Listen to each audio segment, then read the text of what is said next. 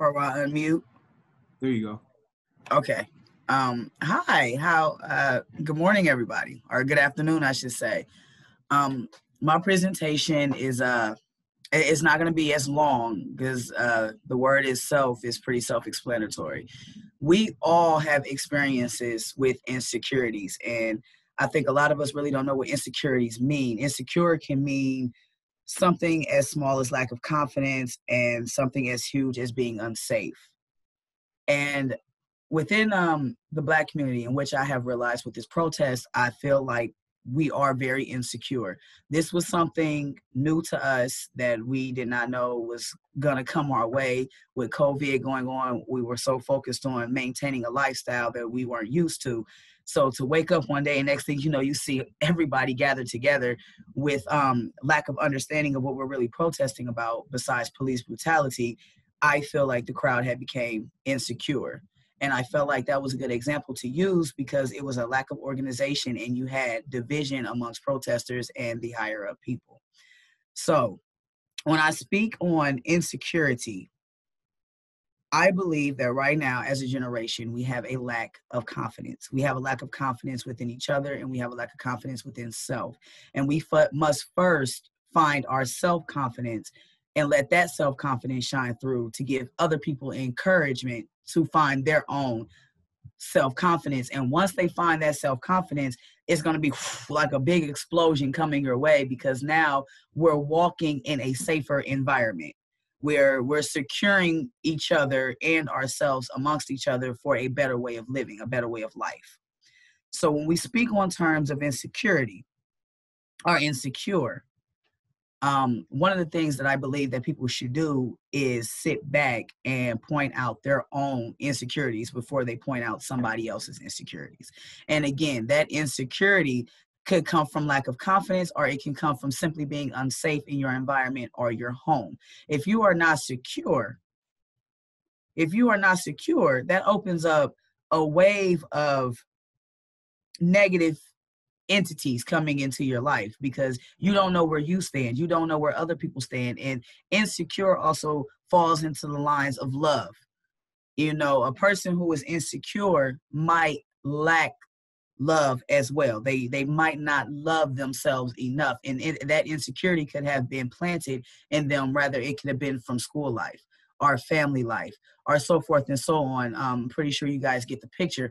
But as a community, I feel like we need to start showering each other with more love and stop judging. You have mental health that is becoming a very big deal right now. And I'm very happy that it's becoming a very big deal because it is something that we do, in fact, need to focus on.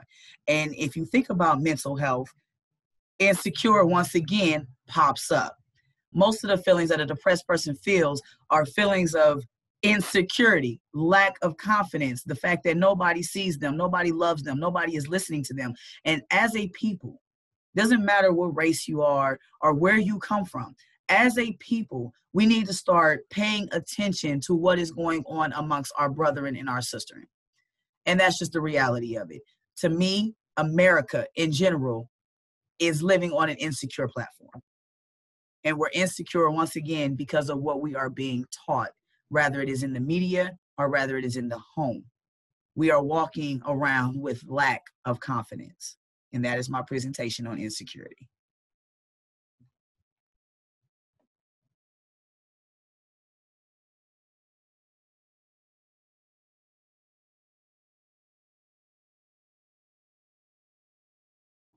Was I supposed to still keep going?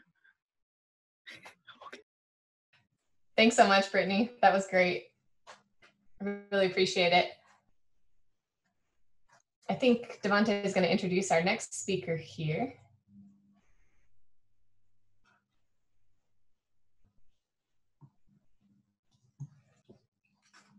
Or I can do it. Let me see here.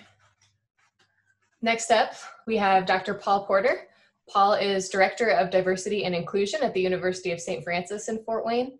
He is an experienced educator, administrator, consultant, and speaker. Dr. Porter's research focuses on critical issues related to diversity in higher education, with a special emphasis on multicultural competence, unconscious bias, and intercultural communication. He has shared his perspectives on race, violence, and social justice in higher education guest lectures across Indiana and nationwide. In 2019, Dr. Porter's essay, The Profession's Norm, was published as a book in the Multicultural and Diversity Issues in Student Affairs Practice. With that, I will turn us over to Dr. Paul Porter.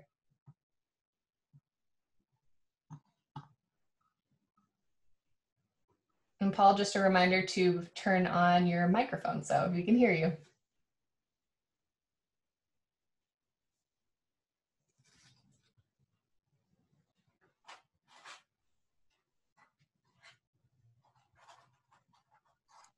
There we go. I want to thank you all first for having me. It's a pleasure to be here. In many ways, Minnie has stolen my presentation. She didn't steal it. She just drew the best draw, which is to go first and lead us off. And so in many ways, I am going to offer a different perspective on the exact same thing that you just heard, which I think will be incredibly interesting. I want to make sure, just to work through technical difficulties, can you all see my screen? That's a yes. All right, cool. I want to share a couple of pictures just to give context to this presentation, the spirit of it, and who I am. The intro says it best, but I wanted to share a couple of people whose life, light, and love have informed my work, informed the philosophy behind my professional efforts, as well as my own humanity. To the left is a gentleman by the name of Lee Moon Wah. He is the owner and creator of Stir Fry Ministries. It is a diversity consulting and training company in Southern California. And the person to the right is Saint Teresa of Calcutta. They are two completely different people, but they are very much the same in their thoughts and in their philosophies. Those thoughts and philosophies frame who I am as a diversity educator, and I live very much by a couple of quotations from them. The first one comes from Saint Teresa when she says that perhaps the reason we have no peace is because we have forgotten that we belong to each other. The second one comes from Lee Moon Wah when he says that we are only but one conversation from the relationship that may change the rest of our lives.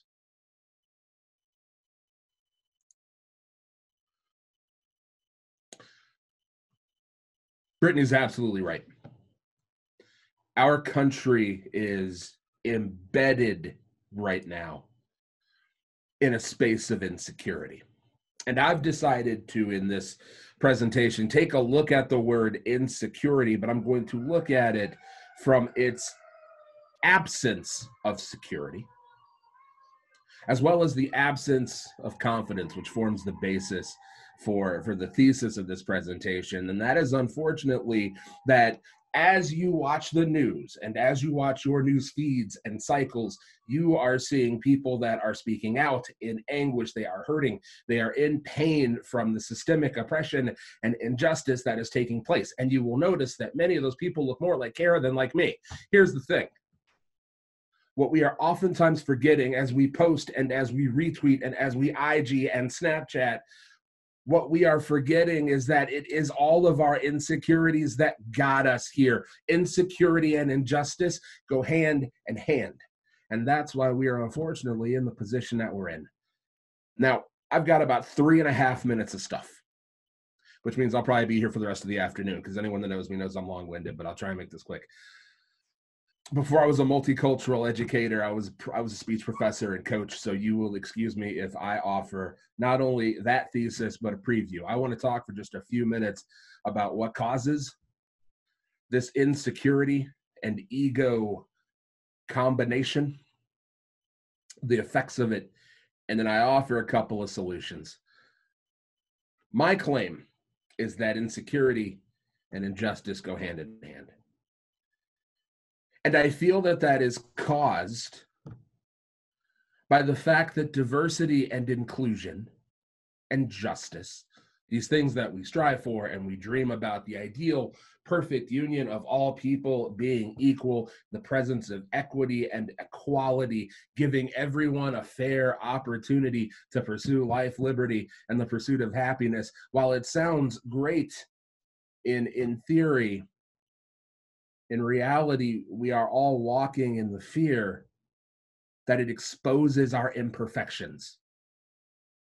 Race, gender, sexual orientation, faith, tradition, political preference, body type, you name it, the presence of difference, and that's all diversity is, not only shows the beauty of difference, but it also shows the internal imperfections that we have. I don't have, as a man of size, what a smaller, muscular man has. I don't have what people with hair have. I may not have what people with money have. And that causes introspection that I may or may not be strong enough to deal with. And so that leads to the effects that we all have because of the insecurity that diversity and justice and the fight against injustice, the inclusion of other people, exposes. We don't communicate. We will marginalize others as a measure of protection. We exclude. We invalidate the presence of others. We invalidate the lived experiences of others. We forget. We care only when it benefits, and we kill that which scares us, up to and including ourselves and others. Rapper Nas said it best in his single hit, Hate Me Now. He said that people fear what they don't understand and they hate what they can't conquer. And the problem that we are walking into is that injustice is winning. Police brutality, systemic racism, sexism, homophobia, Islamophobia, xenophobia, I'm out of phobias, inequities in hiring, inequities in pay, inequities in banking, inequities in hiring.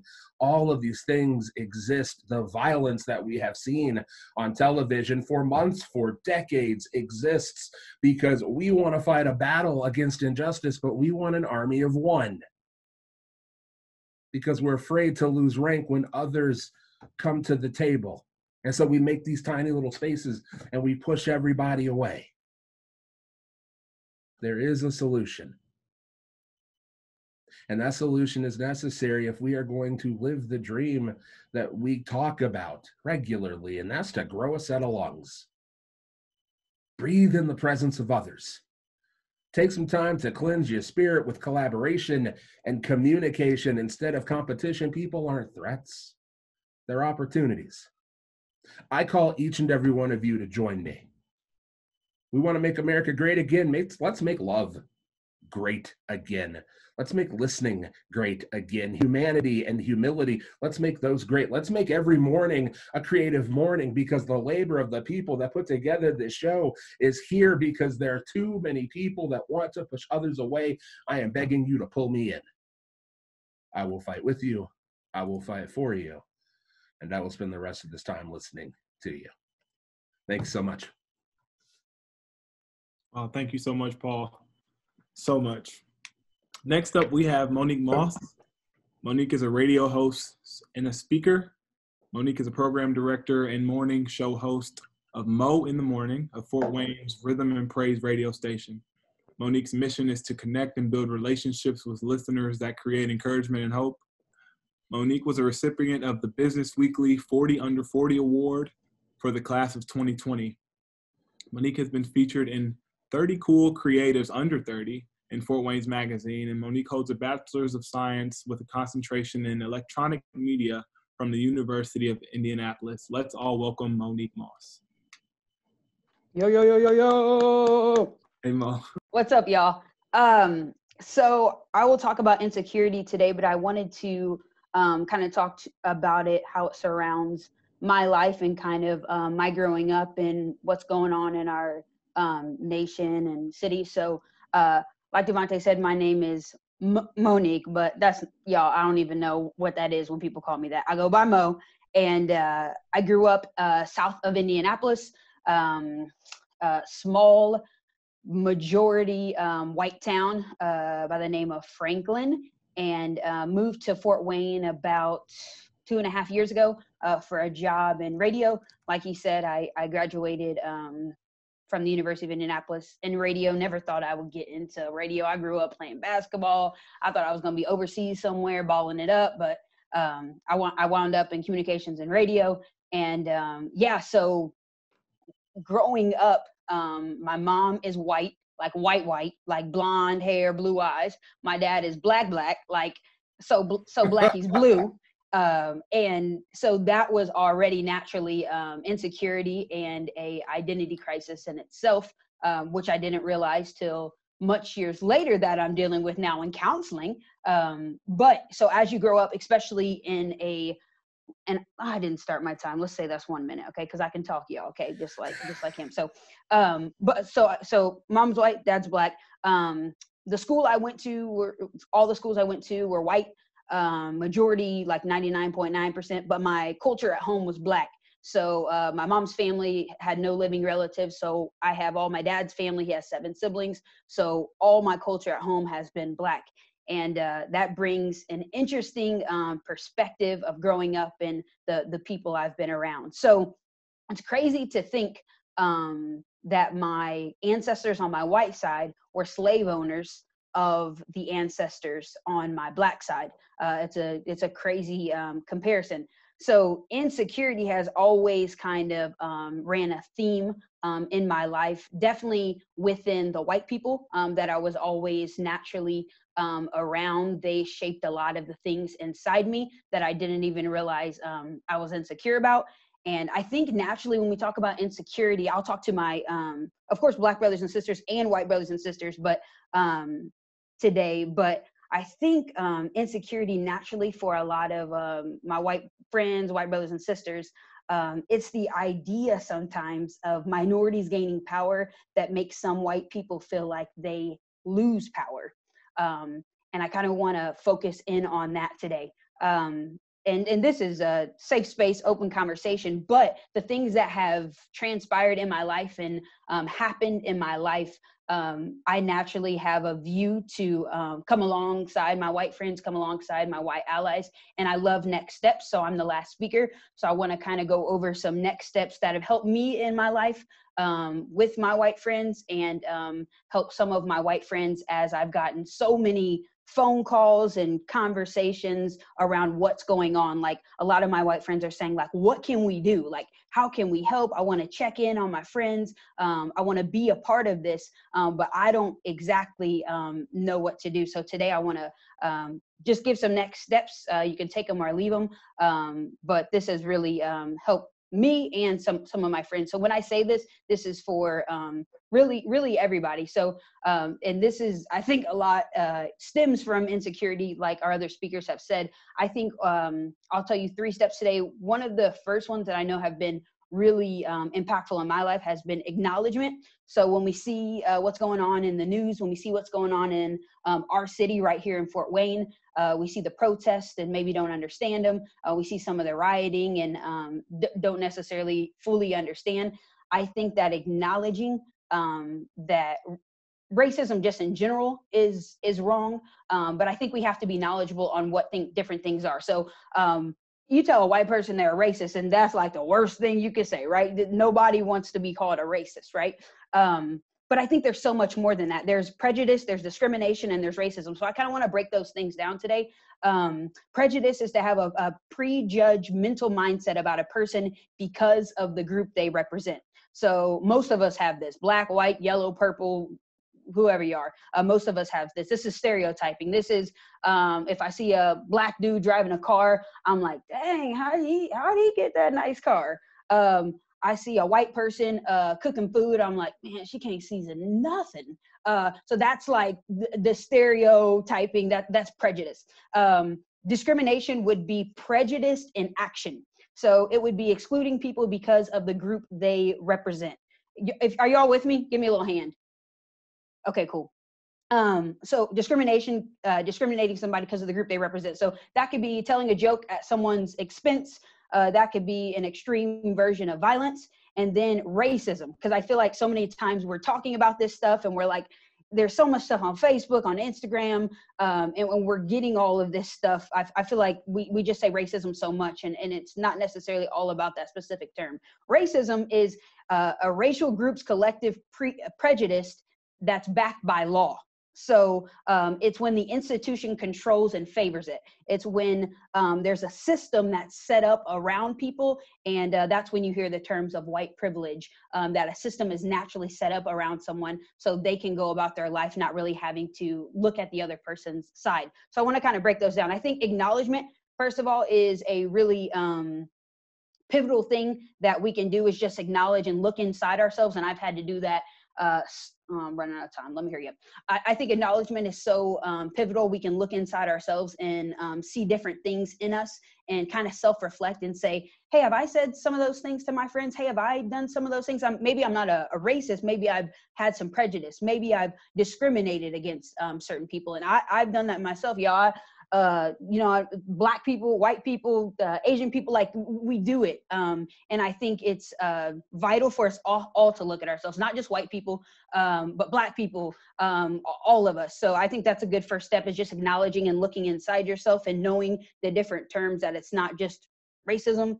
I think a good second step is if I want to be a white ally, if I want to kind of make change on what's going on in our culture, I think a good second step is to look in my circle.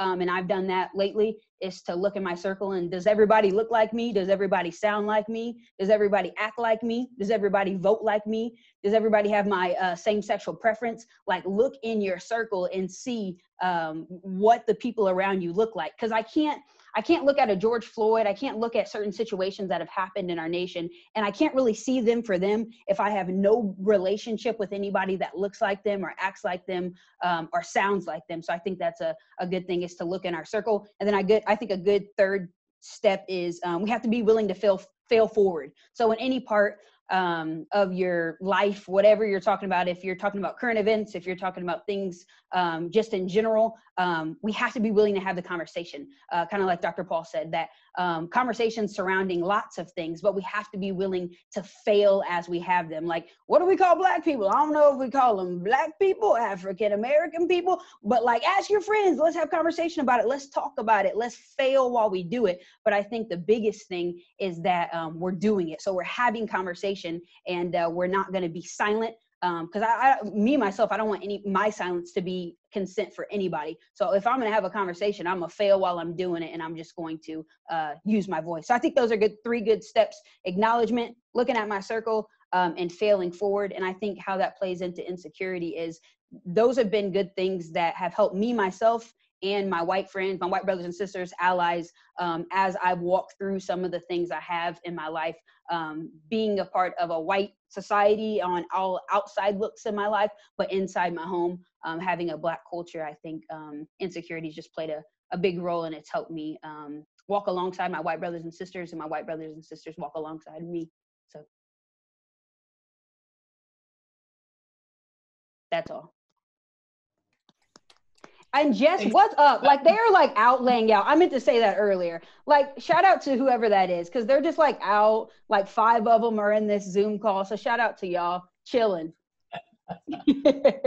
Thank you so much. You're welcome. This is great. Well, with that, we've been getting a lot of questions in the comment box throughout this time. So I'm going to turn it over to Colin here. But before I do that, just one more quick round of applause for all of our speakers today. They did such a good job. And sorry, we've been having a couple technical issues on our end here. But we're just really happy to have you guys on the call. And we're so thankful to our speakers for those talks today, because that was all really informative and helpful. So with that, I'm going to turn it over to Colin, and he's going to lead our Q&A. Hello. Okay, so this is, can everybody hear me? Everybody good? Here, awesome. That's fantastic. All right, so this first question is for Brittany. Our Americans are often viewed as bold and brazen. Do you think that is just a cover-up for insecurity? Yes, I do. And I feel like that question was actually answered with Paul and Monique. They really hit they followed me up greatly. I appreciate that, guys. And I love the fact that we were all on the same page. But yes, I feel like the whole America is the greatest, most powerful nation on earth is all a cover up for our personal insecurities. You often hear Cat Williams said it best. I love America. We some bullies. And that is very true. We are some bullies. We will, if we want it, we gonna go get it. And that is one of the things that I do love about my country, is the fact that we are that bold and we are not afraid. But again, what is that worth if your people are unhappy? What is that worth when you have a growing war within your own country? You know, now we're not just bullying other people, now we're bullying each other. And that comes with that insecurity. So yes, do I feel like it is a cover up? Yes, I do. If we even pay attention to our president, I know for a fact that he definitely makes me feel insecure as a person. He makes me feel very small. Larry Brown with his uneducated protester statement, that actually really hurt my feelings in a lot of ways, because we're not uneducated. We are far from uneducated. It's just the fact that nobody wants to take the time to listen. Just because you have a college education and just because you have book knowledge or book smarts does not make you an intelligent person. It actually makes you ignorant because you want to ignore everybody else because you think you're worth more than what they are. You walk around looking down on us and as if we are not the ones who either gave you the position of power or keep you in the position of power. So the disrespect that America shows its own citizens is starting to get completely out of hand. And I think that comes along the lines with Monique said about you, or maybe it was Paul, I'm not quite sure, but whichever one of them pointed out the fact that we look at each other and it brings it makes you feel like you're opening up, and the moment that you open up and you let somebody in and then they take all of you and they step on it and they smush it, that's insecurity. I also come from a multiracial home. My grandmother and grandfather are Karen's color. I'm actually one of the darkest ones in my family. Guess what? That created insecurity. So that falls in the line of that bold and brass. Yes, we are definitely using it as a cover up because we don't want to face our own problems here in America. Well said. Okay, so this question is for Dr. Paul. And if anybody else really wants to say it, anybody wants to jump in, you are more than welcome to. Especially the speakers. If you want to jump in and have something to say, please do. So it's kind of long, so I apologize. So it says, Dr. Paul, when you say that people may not be strong enough to look at their own insecurities, how do you explain those who seemingly have quote unquote everything, all the power, all the status, etc.? Are their insecurities just hidden, even if it's not in direct relation to someone else getting justice? I want to know who read my mind and wrote that question. Well, this is Kirsten actually said it. So that if wherever Kirsten is, Kirsten, you mind reader, you. I was thinking. I didn't know my video wasn't started. Sorry about that, y'all. I've been thinking about, ironically enough, there's a picture over my left shoulder. And it is from a week that I spent in El Salvador in 2014. And just for context, El Salvador is one of the poorest nations in the world. It is one of the most violent nations in the world. And I went down for a project, a service trip through campus ministry at a university I worked at in Northeast Pennsylvania. This is an impoverished country. It's third world.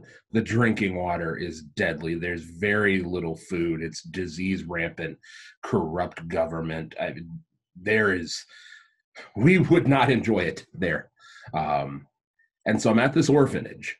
So on top of all the things I just mentioned, I am with little kids, young children who have been abandoned, who have been left, who have lost parents, And I am playing with these kids, and we are having a ball. I speak very little Spanish, by the way, so I didn't really understand the beauty of this statement until about a year or so later after I got back. So I am playing with these kids, and they love me. They're like, "El Gordo, Gordo." And I'm like, "My name's not Gordon. My name is Paul." If you speak Spanish, you know why I feel kind of silly about that now. I remember leaving. And the hugs from these kids, the I love yous from these children, the smiles on their faces, and then to compound that with going to a Spanish mass in a church that was in a chapel that was broken down, bad smells, it's 105 degrees, the air conditioning is terrible. These people have nothing compared to us. They didn't know. They didn't know they were poor. They didn't know that they had nothing. They were some of the happiest people I've ever seen. Some of the happiest people.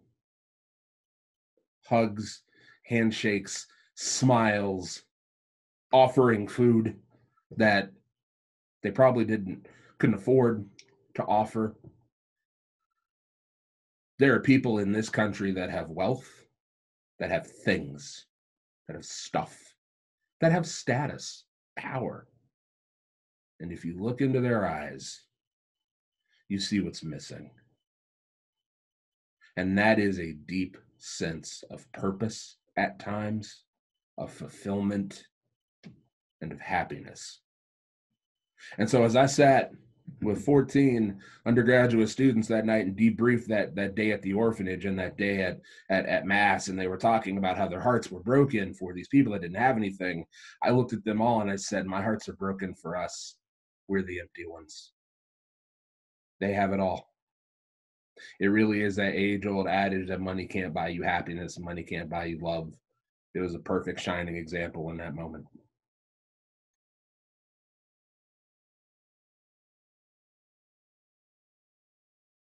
Wow.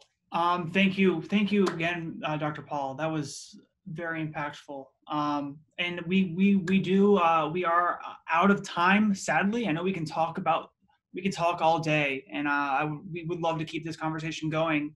And if you do have, questions come flowing later, reach out to any of our speakers, reach out to us, and we'll get in contact with them. We would love to keep this conversation going. We need to keep this conversation going. We need to build these relationships up, like we have said this entire time. Again, thank you guys for popping in during your lunch break, and if follow us on social media if you don't already, and we'll keep you updated. And if we can do anything at all, if we can do anything differently, just give us a call. We're always here. We need to change. We are going to change.